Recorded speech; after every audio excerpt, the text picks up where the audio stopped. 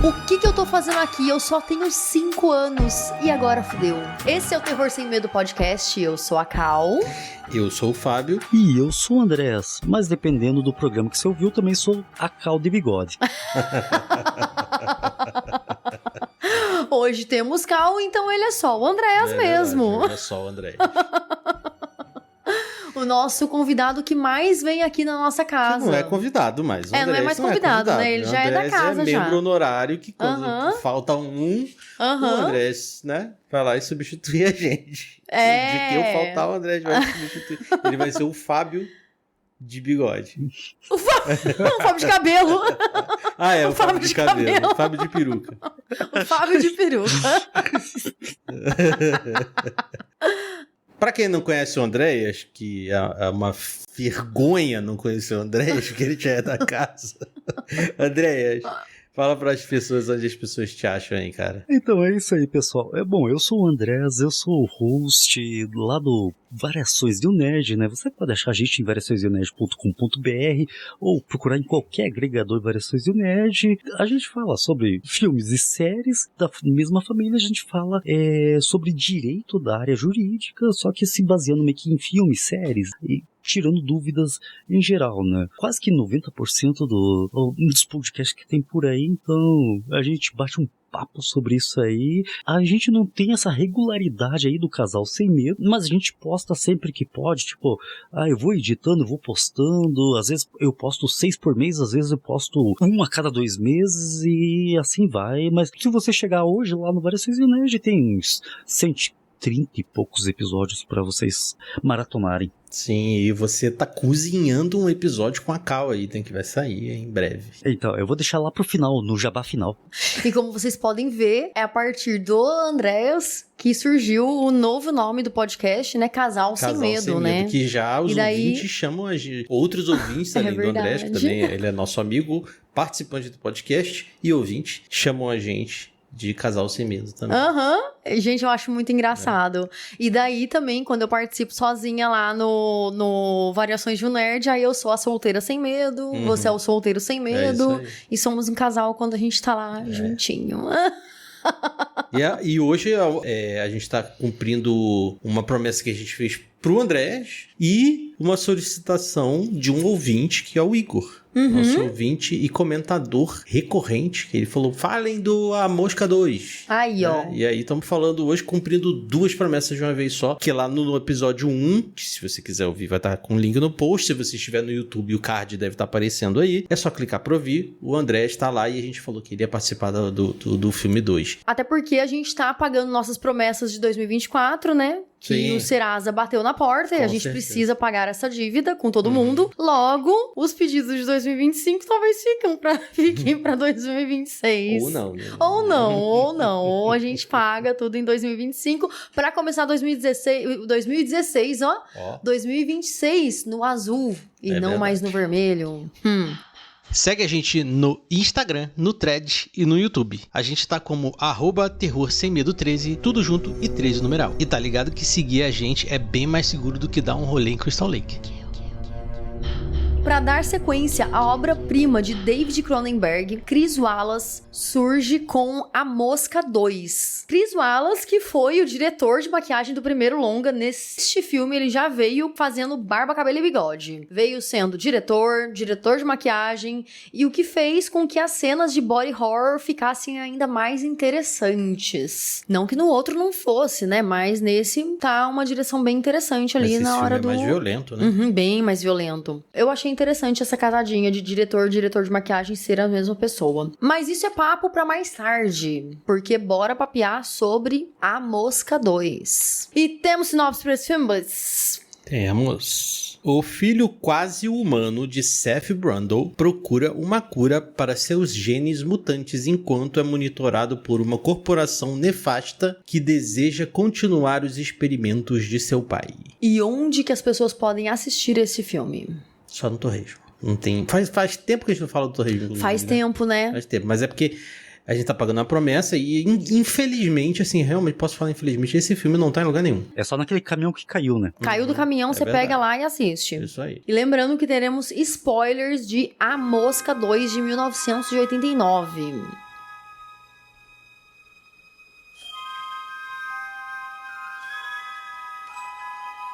Esse filme, ele é a continuação de A Mosca, de 85, dirigido pelo David Cronenberg, né, tudo. Ele... Um marco do cinema. Né? Um marco do cinema, verdade. Ele teve um orçamento de 7 milhões, mais ou menos, assim. E ele faturou 39 milhões no mundo todo. E você tinha comentado que ele fez muito sucesso na Alemanha, né? É bem comum, não sei por quê. Caramba, que aleatório, né? Pelo faturamento, porque a gente tá acostumado com faturamento grande e tudo, né? Mas a gente também tem que considerar que era 1989, então 39 milhões em 89 é muita coisa, não sei, eu imagino que seja, ele né? Se pagou bem aí, né? Se pagou 5 vezes ali, 5 vezes mais 4 milhões. É. Eu até comentei no outro podcast, eu não lembro qual foi a opinião do Andréas, mas a Mosca 2, o monstro da Mosca 2, ele tava muito mais na minha cabeça do que o da Mosca 1, porque ele se torna um slasher no final. E é o filme que passava mais na TV, eu acho que era A Mosca 2. Eu tinha ele na minha mente como um filme péssimo, muito ruim. E ele não é ruim, eu gostei do filme. Parecia que passava mais na TV. E eu tenho uma opinião quase parecida com a sua, só que com a Mosca 1, porque na minha cabeça eu tinha muito mais o filme A Mosca 1 do que a Mosca 2, mas eu acho que era um negócio muito anos 90. A Globo tinha a Mosca 1 e o SBT tinha a Mosca 2. O Globo tinha o Rambo 1 e o SBT o Rambo 2. E daí talvez, na minha cabeça, eu tinha mais a Mosca 1 na cabeça, porque na minha casa eu só ficava ligado na Globo. Se você trocasse de canal e daí você tinha que mexer na antena, você zoava o canal que tava antes, né? Eu lembro que minha mãe, nossa, ela implicava demais se trocasse de canal, tipo, colocar no SBT, aí tinha que mexer na antena, porra, depois você não consegue ajeitar a Globo de novo direito. A Mosca 2 sempre era um troço do SBT e talvez por isso que eu não lembre tanto, porque eu não consumia SBT, mas é uma teoria maluca minha só, né? Então, eu não sei também, cara, mas eu lembro de passar na Globo, inclusive enquanto a gente tava conversando aqui, eu dei uma pesquisada, e a primeira exibição no Brasil foi na Globo. Talvez seja uma percepção também de localidade, né, cara? Você é do Sul, né? Mas talvez também seja a minha cabeça me enganando. O excesso de boletos e uso excessivo de álcool causa isso na memória. É verdade, faz sentido.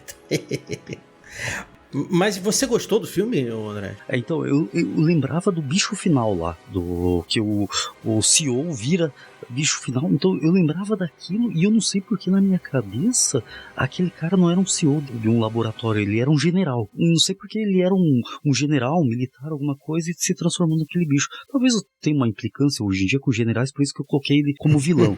Mas eu não lembrava nada do filme, mas assim, coisas muito pontuaisinhas, e daí assistindo, eu achei até um filme ok. Eu já tenho uma nota pré-definida antes da gravação. Vamos ver se vocês aumentam ou abaixam, né? Mas comparado com a Mosca 1, eu prefiro uma Mosca 1, tá? Já vou deixar bem claro. Mas não é um filme ruim, não. Só que eu acho que ele teve alguns problemas na continuação, algumas faltas, explicações. Mas eu vou tirar essas dúvidas com vocês ao longo do programa. Sim. Eu gostei bastante desse filme, mas na minha cabeça ficou muito as cenas da Mosca 1. Eu não sei se eu já cheguei a assistir a Mosca 2, eu imagino que sim, acordava de nada, então se eu assisti muito nova. Porque quando ele lançou, pelo menos nos cinemas, né, foi em 89, eu nasci em 88. Então provavelmente começou a passar na TV lá nos anos 90, né, e tudo, então eu era bem criança. Então se eu assisti criança, então eu acho que eu nem lembro, assim, das cenas, assim. Provavelmente a Cal tava no colo dos pais querendo assistir e falando, dorme aí, guria. Sim, né? Muito possivelmente. Eu lembro, eu já um pouquinho maior, assim, eu sou um pouco mais velho que a Cal também. Eu devia ter, sei lá, uns 6 anos, 7 anos talvez. Eu lembro muito do final, do monstro fazendo carinho no cachorro, daquele corredor onde ele enfrenta alguns dos guardas, mas que a gente vai comentar mais pra frente. Né? Então, falando sobre o diretor, né, desse filme A Mosca 2, o Chris Wallace, ele foi o diretor de maquiagem da Mosca 2, da Mosca 1, aliás, mas também da Mosca 2, né? A Mosca 2 é o primeiro trabalho de direção dele. Então, assim, é um filme relativamente bom considerando a primeira direção, Sim. né? Porque sempre a gente percebe quando é primeira direção de um profissional por conta de algumas pontas soltas, alguma história que ali ficou não tão profundo, assim, né? Mas eu gostei bastante desse filme, assim, e sabendo que era a primeira direção dele, eu fico ainda mais, tá, então, né? Cara, ele fez efeitos especiais, né? Foi diretor de efeitos especiais de vários filmes super conhecidos, né? De Piranha, Aperte os Cintos e o Piloto Sumiu. Sim. Star Wars, episódio 6, O Retorno de Jedi. Jedi? É, o Retorno de Jedi. Inimigo Meu, A Casa do Espanto 2, Gremlins. Aracnofobia, Gremlins e vários outros filmes, assim, sabe? Então, assim, ele é muito conhecido, ele é muito foda na área de maquiagem, mas ele continua fazendo vários trabalhos de maquiagem, né? Efeitos especiais e tudo. Então, cara, ele é um cara bem conhecido no cinema nessa área, né? De efeitos Sim. mesmo. Se você for pegar os efeitos especiais dele, basicamente um criador de monstros aqui, né? Você vai ver os créditos dele é muito da criação do monstro, os monstros em close-up, os efeitos especiais de puppet, né? Os efeitos práticos, né? Que, assim, antigamente eram chamados só de efeitos especiais, né? Eu vejo que o filme foi bem dirigido, principalmente as partes onde tem efeito especial, porque o cara sabia mostrar o efeito especial em câmera. A cena da cara do guarda derretendo, mano, você acha que tem uma pessoa derretendo, velho.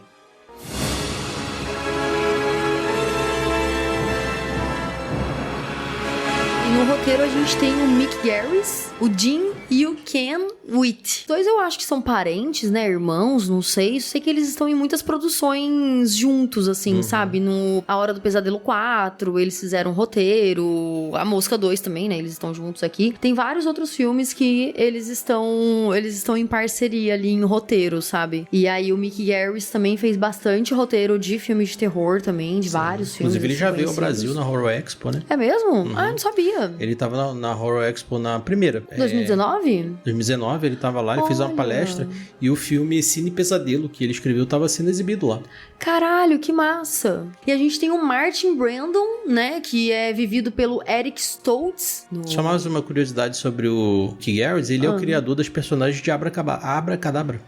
Ah, é verdade! É verdade. E aí, uma curiosidade sobre o Eric Stoltz, que fez o Martin Brandon, ele era pra ser o Martin McFly, né? Sim. E, cara, pareciam que eles queriam um ator meio com Ele parece um pouco com... Ele tem uma energia, né? Com o Michael J. Fox. Ele lembra um pouco o Michael J. Fox. Ele lembra. Mas é engraçado que aqui ele faz um Martin, que é um Fly também, né? É verdade, E aí ele ficou conhecido como Martin the Fly. Martin the Fly. Antes de eu criticar o desprezo que o Casal Sem Medo tem com a franquia De Volta para o Futuro, que segundo o Fábio foi a pior trilogia que o cinema já construiu. Caralho, não Caramba! foi exatamente isso que eu falei, mas é que eu não gosto. Vão lá no Variações que ele falou isso aí. Mas é engraçado como o rancor do Eric Stoltz de tipo, não virei o Martin McFly, vou virar um outro Martin num filme de ficção científica onde tem viagem no tempo e espaço. É verdade. Né? E o Eric Stoltz tem filmagens dele como Martin McFly, né? Exato. Ele fez meio filme, ele fez metade do filme. Tem cenas dele como Martin no filme de costas, que não precisaram ser refilmadas e tal. Mas ele não tava entendendo o roteiro do De Volta pro Futuro como um filme de comédia. Ele tava achando que aquilo era um filme sombrio. Porque assim, o cara viaja pro passado e tenta ficar com a própria mãe. Tipo assim, realmente, se você for pensar friamente, mas era um filme de comédia. Mas é porque ele é um ator de método. Então ele não tava conseguindo encaixar e ele foi retirado, né? Pelo Steven Spielberg. Foi o Spielberg que dirigiu? Foi o Spielberg. O De Volta ao Futuro não, é o Robert Zemeckis. O Zemeckis. Ele foi retirado pelo Robert Zemeckis e colocaram o Martin McFly. Né? O Michael Eric, J. Fox. Isso. Já ia, nossa senhora, confusão, né? E aproveitando que ele é um ator de método, né? Nos bastidores desse filme aqui, ele só queria ser chamado de Martin Brandon, inclusive na cadeira dele lá. Todo set tem a cadeira com o nome dos atores pra eles sentarem, né? Na cadeira dele tinha que estar escrito Martin Brandon e não Eric Stoltz. E no The Volta ao Futuro gente. ele também queria ser chamado de Martin. Só fica a curiosidade aí também. Então, ele é isso. Eu fico imaginando que ele deve ser, tipo, assim, uma comparação mais atual, ele deve ser um Jared Leto. Deve ser mesmo. Deve ser difícil. O personagem é um personagem complexo, né? Porque ele assim, só pra contextualizar, nasce, né? A mãe, ela tá grávida do Brandon. E aí ela tem esse filho. E ela tem esse filho, eu não lembro se ela chega a ter o parto no primeiro. Não. Não, né? Isso era a minha dúvida também. Eles vão na clínica de aborto, mas o Seth acaba levando ele embora, né? Então ela tem o parto na Mosca 2, que a gente vê. Então ele é uma continuação, uma sequência direta do primeiro filme, né? É algo que foi feito 4 anos depois e tudo. Então tava bem fresco na memória de todo mundo esse filme. Começa o filme com ela tendo o parto do Martin Brandon, né? E aí nasce uma coisa horrorosa, assim, sabe? Nasce uma bola de, sei lá, uma massa, sabe? Parece um alien, tudo que tá ali dentro e tal, só que parece que aquilo lá é uma placenta enorme, sabe? Porque nasceu o menino envolto de algo, quando eles viram era uma criança, né? Comum e tal, inclusive ele nasceu prematuro, né? Nasceu de 7 meses. Então nasce uma criança, né? Comum, tipo 5 dedos, 5 dedinhos na mão, 5 dedinhos no pé, sei lá, né? Uma criança com um semblante que a gente conhece mesmo, assim, sabe? De criança, não tinha cabeça de alien, nem nada disso. Aí, beleza. Só que eles perceberam que a criança, ela tinha o metabolismo muito acelerado. Então... Eles falam até do cromossomo, né? Que ele tem um cromossomo diferente e tal. Tem. Né? E aí, quando ele tá com mais ou menos 11 meses, que ele deveria ser um bebê, ele tinha a estatura de uma criança de 5 anos, de 4 anos, tinha a força de uma criança de 4, 5 anos, né? Brincava como uma criança de 4, 5 anos. Parece que dá a entender no filme que ele tinha um intelecto mais aprimorado também, né? Ele era bem esperto até pra... assim, É como se ele fosse uma criança superdotada, só que era superdotada pro padrão de uma criança de 4, 5 anos, e não uma criança de 11 meses, entende? Então, tipo assim, ele era bem mais evoluído. A mente dele era mais super pra frente, além da idade, além da estatura, além do que ele apresentava fisicamente, assim, né? Se você for pegar, ele é como uma mosca, né? A mosca, ela já nasce sabendo que ela é uma mosca. Que ela vai ter que voar e fazer as coisas que a mosca faz. E ela vai durar 24 horas. Igual uma mosca dura, em média, 24 horas. Ele tem uma vida curta, né? A vida dele, ele com 5 anos, ele é um... Por isso que você fez a brincadeira na abertura, você tem 5 anos.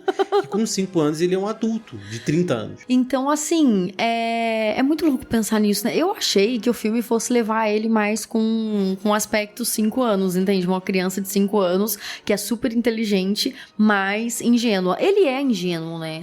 Em alguns momentos, assim. Ele não tem uma mentalidade de uma... Ele não tem uma idade mental de 5 anos. Não tem.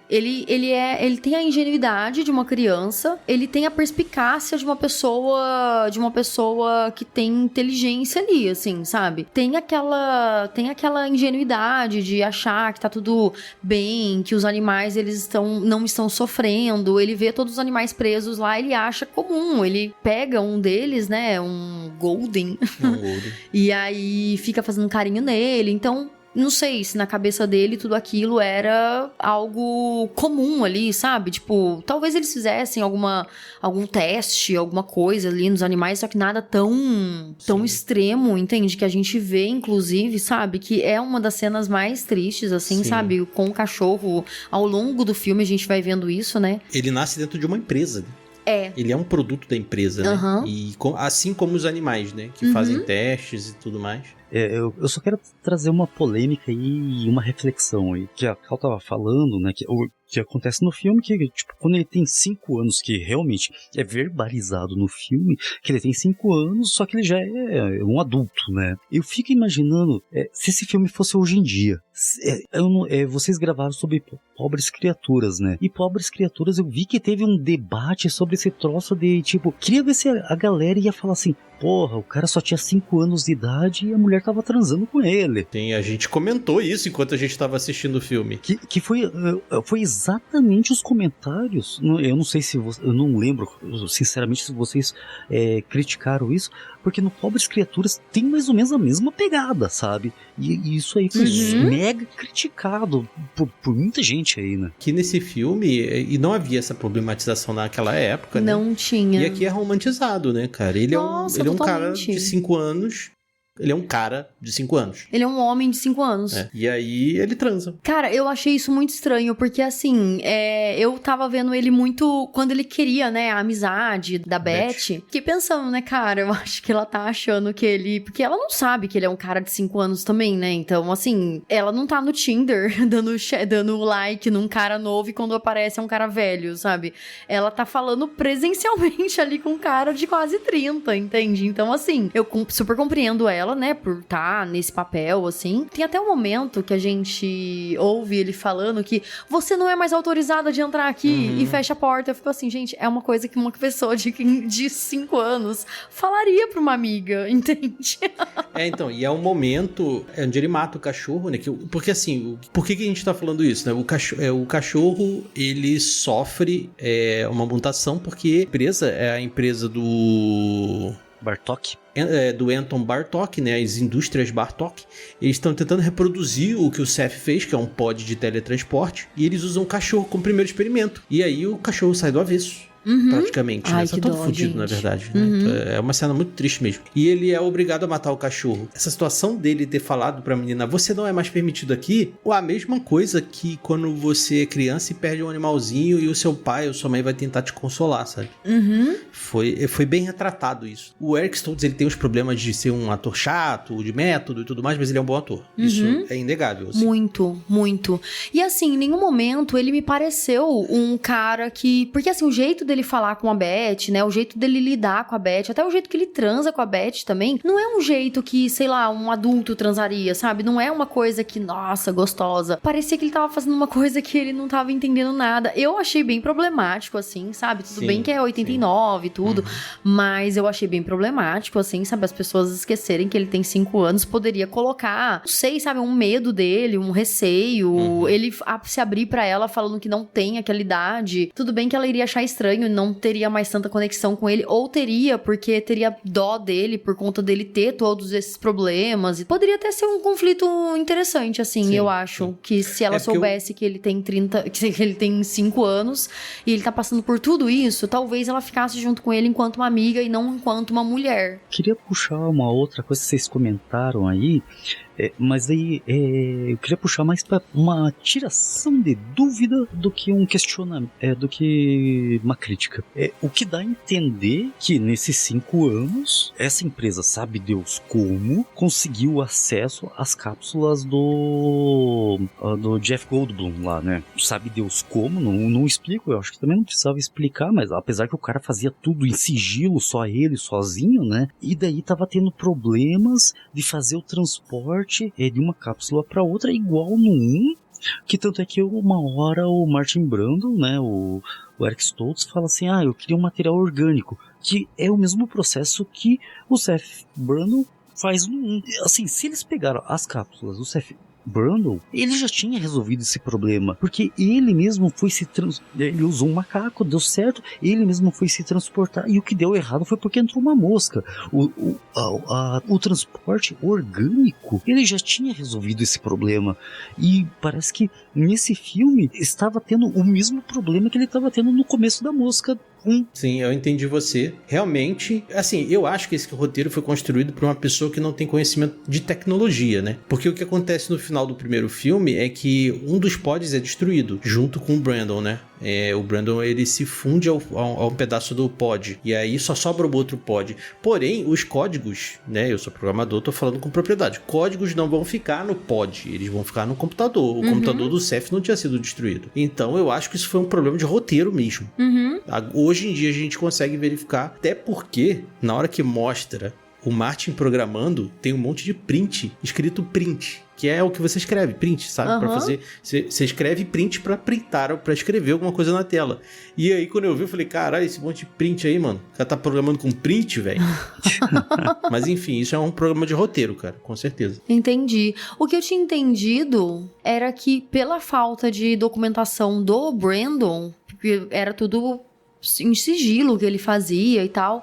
Eu acho que o problema que eles estavam tendo era um problema que o Brandon tava tendo no começo, só que como tava sem anotação nem nada, então eles tinham que fazer do zero e fazer aqueles testes porque eles não tinham até o passo que o Brandon chegou, sabe? Então eles tiveram que fazer do zero a partir do que tinha lá, do que tinha, assim, sabe? Se eles sabiam que tinha um outro, eles tinham que construir e tal, tudo, porque eles construíram todo um laboratório enorme e tal, né? Eu imagino que eles tenham reconstruído o espaço, assim, sabe? Tipo, reproduzido o laboratório do Brandon em um outro laboratório, sabe? Eu acho que realmente é um problema de falta de entendimento do diretor, né?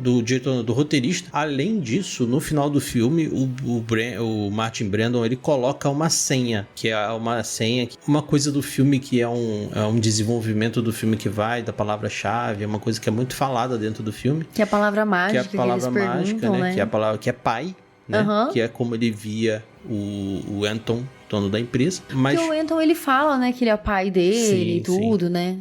Mas aí a gente tá falando do Eric Stoltz, né? Mas antes do Eric Stoltz, foi cogitado o Vincent D'Onofrio, que é hoje conhecido por ser o rei do crime, do Demolidor, o Keanu Reeves e o Josh Brolin, que é o Thanos. Foram cogitados para ser o Martin no filme, mas... O Vincent D'Onofrio e o Josh Brolin, você dá exemplo. O Keanu Reeves, tipo, é o Keanu Reeves. Keanu Reeves, né? Um tapa na gostosa. Um tapa na gostosa, né? O Keanu Reeves não quis, ele declinou. O Josh Brolin não passou no teste. E o Vincent D'Onofrio foi só uma ideia inicial, assim, né? Mas foi engraçado porque o Vincent D'Onofrio foi uma ideia inicial por 2 motivos. Ele nasceu no ano do filme da primeira Mosca, da original, A Mosca da Cabeça Branca. E o nome dele é o nome de um dos atores do filme, que é Vincent Price. Caramba! E aí eles queriam fazer essa jogada de brincar com o nome dele e o ano que ele nasceu e uma idiotice do caralho que não faz sentido nenhum. Mas eu gostei de ter sido o Eric Stoltz, eu prefiro, assim. É engraçado que eu fico pensando nos atores hoje, né, em 2025 e tudo, eu fico assim, gente, mas ele não tem a vibe de A Mosca, sabe, uma pessoa... Cara, a gente olha hoje o Vincent D'Onofrio, todo fodão lá fazendo o Rei do Crime, mas ele já fez o Thor, comédia que chamavam ele de Thor. É, uma babá, alguma coisa, uma babá em apuros, uma babá em... Sim, é um filme, é um road movie, né? Isso. Que ele é um mecânico. E ele é a barata do filme do MIB. Você lembra? Entendi, lembro. Você olha e você fala, cara, esse cara aí não é possível, verdade. Né? Tá curtindo o episódio até aqui? Então já segue a gente no Spotify. Se você estiver ouvindo a gente no YouTube, deixa aquele like e já se inscreve no canal. E pra quem prefere outras plataformas, estamos no Deezer, na Amazon Music, na Apple Podcast, na Orelo e no seu tocador de podcast favorito. Quer deixar a gente mais famosos? Deixe seu comentário onde estiver ouvindo ou mande um e-mail para terrorsemmedo13@gmail.com. A gente já falou bastante, né, dos atores, de coisas que acontecem no filme, mas a mãe do Brandon, que no primeiro filme era a Dina Davis, né, que seria a mãe dele nesse filme, né, ela não aceitou voltar pro papel, que ela ia aparecer pouco, né, e ela ia fazer uma cena que deixou ela muito aterrorizada de ter feito no primeiro filme, né, que é ela pariu um bigato no outro filme, né, que é só um pesadelo. E nesse filme ela ia ter que fazer a cena de verdade e tal, e ela foi substituída por uma outra atriz que parecia muito com ela, velho. E foi por isso que o diretor, inclusive, escolheu ela, porque ela se parecia com a Dina Davis. Parece bastante mesmo. Esse filme, ele tem bastante curiosidades interessantes em torno dele, assim, né? O Cronenberg, por exemplo, não gosta desse filme. Ele prefere dele. Eu posso falar uma coisa que também me incomodou, né? Parece que eu só tô reclamando, né? Mas eu... Quando apareceu de novo aquele cara lá, que o Martin e a Beth, eles vão lá visitar aquele cara lá, que o cara tá sem a mão e sem o pé, que era o chefe da mãe dele. Bom, primeiro que pra mim, eu achava que aquele cara tinha morrido no primeiro. E segundo, eu entendo que aquele cara tava falando para as personagens, né? Tanto dela quanto dele, do casal ali. Só que eu achei que, porra, ficou tão escroto, porque daí ele ficou, porque teu pai roubou a minha garota. Roubou não, você era um chefe escroto, abusador, stalker do cacete. Eu não sei como que você não tinha morrido no primeiro filme. Como que você tá vivo, sabe? E ele não morre por causa da mãe, né? A mãe não deixa, porque o Seth ia cuspir vômito na cara dele, né? Aham. Deram uma redençãozinha meio babaca pra ele. Não, então pega meu carro aqui, já que eles estão procurando vocês. E isso aí realmente, assim, você tem que olhar com a cabeça de 1989, mas tipo, porra, até olhar com a cabeça de 1989, mas não preciso passar pano também. É verdade, não. Na visão de você, de personagens femininas e de acontecimentos no filme, ele envelheceu como leite. Ele apodreceu nesse ponto de vista, assim, né? Inclusive, eu achei o Martin Brando, ele fosse fazer a mesma coisa com o Scorby, que é aquele... O guarda. O guarda lá, que ficava dando em cima da Beth o tempo todo e tudo, né? Porque eu pensei assim, eu acho que esse cara vai se fazer a vez do namorado abusivo. E não era namorado, era chefe só. Chefe, verdade. Mas ele era, tipo assim, super abusivo e tudo, ficava perseguindo ela, né, e tal. E aí eu pensei assim, então talvez ele esteja fazendo a vez do personagem anterior, então eu acho, porque teve uma hora que ele cuspiu aquela baba de mosca dele na mão desse cara, eu pensei, então vai fazer também no pé. Porque poderia ir fazendo assim aos poucos, né? Uhum. Mas ele acabou quebrando a costela dele. O cara no meio, a coluna dele, caralho. Pariu. Foda, essa cena é foda. Uhum. As mortes desse filme são todas, que mostra, né? Porque tem mortes que não mostra, muito foda, mano. A morte do elevador... Porra! Que o cara a cabeça tá lá. explodindo, nossa, que mano. Que o cara tá lá e eu pensei assim, ele vai explodir e vai sair, tipo, a gente vai ver só o sangue, né? Não, ele quase consegue sair daquela área embaixo, né, da estrutura do elevador. Ele tá na estrutura do elevador, né? Ele tá descendo assim, então é óbvio que ele vai ser esmagado. Ele quase consegue sair, só que a cabeça dele tá pra fora e o corpo tá pra dentro. Eu pensei, ele vai ser decepado, né? Não, ele explode a cabeça dele, não existe mais cabeça. E uma coisa muito boa desse filme é a edição. Esse filme é muito bem editado, velho. Muito. Ele tem uma cena sem corte bem grande, né, cara? Com a mosca aparecendo de corpo inteiro 2 vezes. Muito bem editado esse filme. Eu acho que os encaixes, os momentos de movimentação de câmera. Essa hora que esse cara morre, ele morre in camera, cara. A câmera não sai dele e ele explode. E aí você fala, caralho, como que essa cena foi feita? Muito bem feito, velho. Você vai procurar o autor no IMDb, diz que ele faleceu em 1989, né? Já pensou? A gente tá vendo morte ao vivo, né? Que horror, credo. Mas essa cena aí do Scorb morrendo, ela durou 3 horas, né? Pra ser feita. Então, assim, cara, é uma cena foda. Tem só 10 segundos. Mas levou 3 horas pra ser feita. O esmero da galera pra fazer essa cena, né, velho? Sim, porque, cara, a cena é muito boa. Ela acontece... A gente vendo ali, vai tendo a sonoplastia, né? Quebrando o osso e tal. E aí, ele cai lá, cai todo torto e tudo. Então, cara, é muito boa. É muito boa mesmo. A edição desse filme é muito boa, assim. O filme pode não ser tão lá essas coisas, mas a edição é impecável. E deixa eu perguntar uma coisa pra vocês, que nem aqui em casa eu tenho cachorros, né? E daí, puta, morri de dó do cachorro ali no começo, depois aparece de novo. E daí depois no final eles mandam até os cachorros ali pra cima da mosca. Eu falei, pô, será que daí não matam um cachorro? Agora minha pergunta é, que nem principalmente pra Cal, que não lembrava de ter assistido o filme, ou não assistiu o filme. A hora que colocam o gatinho dentro da máquina. Porra, a gente ficou desesperado. Então eu achei que ia sair do aviso. Eu também achei. Mas eu fiquei pensando, eu falei, cara, é ele que tá colocando. Então eu acho que ele tem ciência de que vai acontecer alguma coisa boa. Porque ele viu o cachorro que, assim, se tornou o cachorro dele, né? O cachorro dele sofrendo... Ele colocou o cacto e o cacto foi pro cacete, né? Mas é que ele já tinha consertado, né? Aí ele já tinha feito a maçã. Não, a maçã deu certo, não deu? A maçã, o telefone.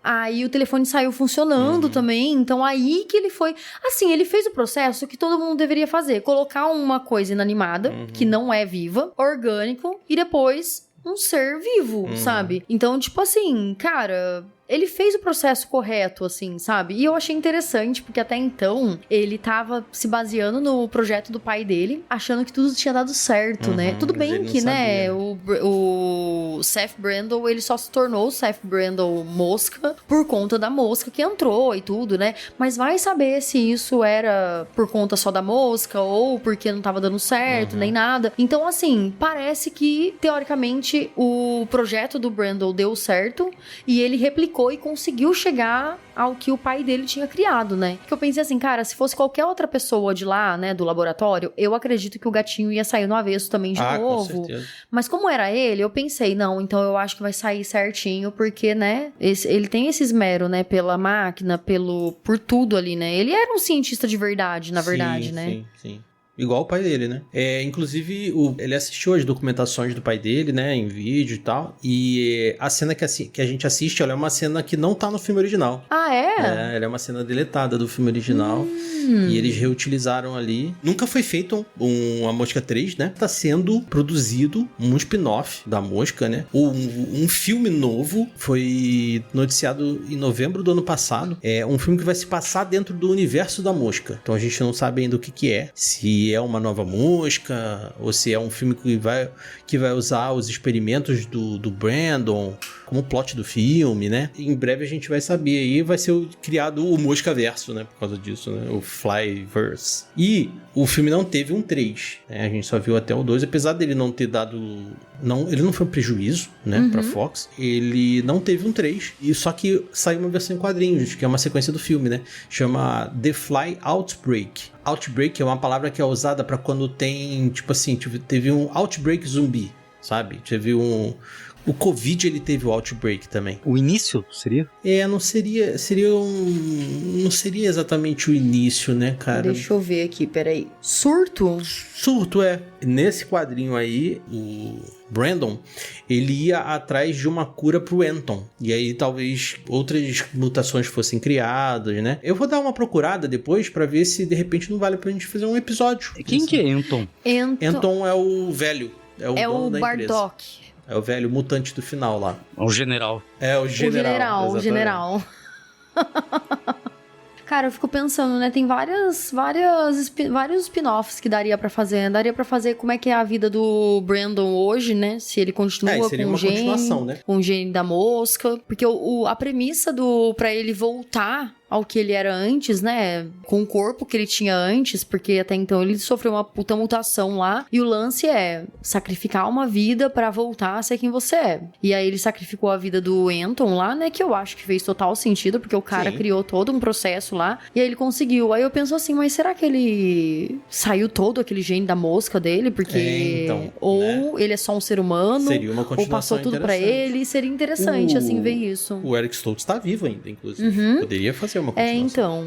Isso, no caso, seria uma continuação. Você fazer spin-offs poderia mostrar que outras pessoas construíram, se apropriaram do teleportador. Porque não foi destruído, né? No primeiro filme a gente viu que foi destruído, né? Um pod e tal, mas esse daí nada foi destruído. O laboratório inteiro tá lá, intacto. Algumas pessoas morreram, mas outras pessoas estão por aí. E agora sim dá pra colocar que o exército tomou conta daquele laboratório. No final, inclusive, é isso que mostra, né? Poderia criar, tipo, uma crítica, né, ao exército que eles fazem, aos testes que eles ficam fazendo. Porque, assim, a gente não sabe o que acontece com o Brandon no final.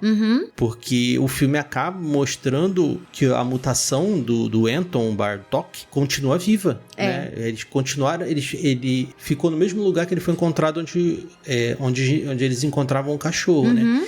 Teria um final alternativo que ia mostrar. Como é o nome dele? Esqueci o nome dele, rapaz. Martin. O Martin e a Beth juntos. Mas foi cortado esse final, né? Eu nem sei se ele foi filmado ou não cheguei a pesquisar. Ele foi filmado, só que na exibição teste, assim, eles não queriam, né? Que o diretor não queria que entrasse nem nada, mas a produtora queria, a distribuidora queria que tivesse esse final, pra mostrar que ele tem um final feliz e tudo, né? Mas quando ele fez a exibição teste, o pessoal que tava assistindo não curtiu esse final feliz. Então isso deixou meio que certo de que esse final deveria não existir. Ótimo. Então ele foi até filmado. Sombrio, né, cara? Ele não precisa ter final feliz. Exatamente. E o final feliz a gente já entende que, cara, ele tá com o corpo dele, ela beija ele, tem o Beleza. final lá que o Bartok mereceu, tá tudo bem, a gente já subentende que o Martin e a Beth estão lá, Sim. tipo, felizes e contentes. E ia ser legal, que nem vocês falando, já que o exército invadiu ali e dominou no final, se tivesse uma Mosca 3, o exército usando aquelas máquinas pra fazer invasão em outros países, tipo, teletransportar soldados para outro país. E começa a dar errado. Sim. Começa a entrar todo mundo com aquele peixe feio lá, né?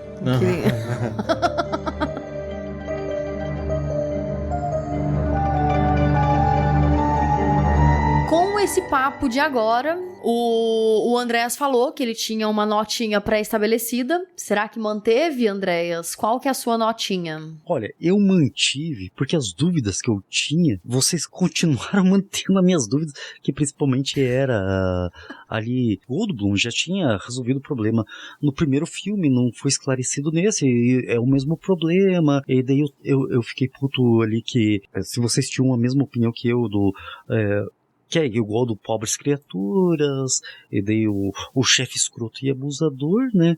Então, assim, o A Mosca 2, ele sofre o mesmo problema dos filmes de super-herói, na minha opinião. Que é o quê?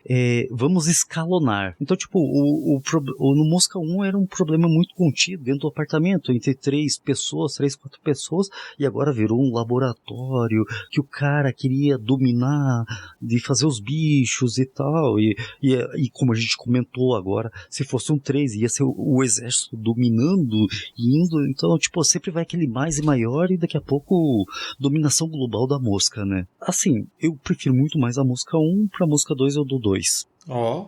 Caramba, que doideira! E você, Beats, qual que é a sua notinha? Eu gostei do filme, achei ele bem filmado. Inclusive, a cena que eu mais gostei é uma cena que mostra um negócio de matar a mosca, que parece o Pod, e a gente acha que é o Pod. Ah, é verdade. Né? E na verdade é um negócio de matar a mosca. Parece muito. Eu dou uma nota 3 pra esse filme. E você, Beats? Eu vou dar 3,5. Porque, cara, eu achei interessante esse filme. Eu gostei bastante, né? Gostei bastante da edição do filme. Gostei das filmagens, eu achei interessante o fato do diretor ser o mesmo diretor de maquiagem, porque as cenas de body horror, elas estavam muito bem filmadas, sabe? Então, dava pra ver mesmo que ele, enquanto diretor, ele sabia o que ele queria da maquiagem e o que ele poderia mostrar da maquiagem. Então, eu achei interessante, assim, sabe? Esse filme tem realmente umas barriguinhas e tal. Ele é um filme que entretém, mas ele não tem grandes coisas, assim. Sim. Tem aquela tensão que o primeiro tinha.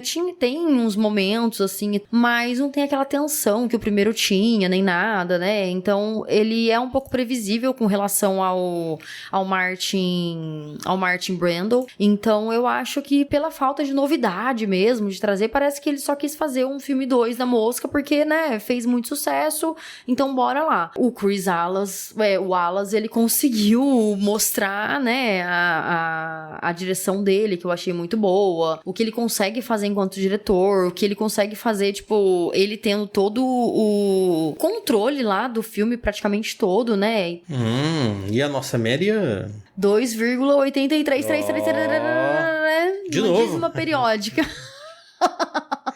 Pra quem pulou o começo do episódio, Andreas, faça o seu jabá. Ainda que você seja da casa, tudo, mas faça o seu jabá. Pra quem ainda não visitou lá a casa do Variações de um Nerd. Eu não vou dar um jabá igual foi no começo. Quem quiser saber do meu jabá, vai no começo do programa. Na verdade, aqui eu vou dar o serviço que era o spoiler que a Cal quase deu.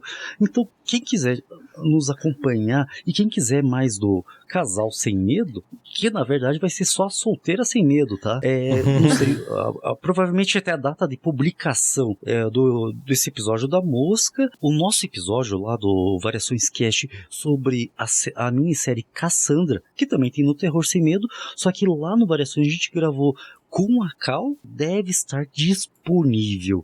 Então, é só achar o Variações Cast. O Variações Cast, para se achar, escuta o começo do programa, que lá tá meu jabá. Beleza? Obrigado pela participação. Muito bom, Valeu, muito bom. cara. Fazendo o povo voltar, isso mesmo. Obrigado pela participação. Obrigado por me deixar participar. Obrigado pela participação no meu podcast. Aí a gente vê que a pessoa é da casa mesmo, né? Ô, Fábio, porra, você não puxou descarga, né? É verdade, cara. O cara já é de casa mesmo, né? Já, né? Eu agradeço por vocês terem ouvido até aqui, pelo download. E até semana que vem. Tchau. Falou!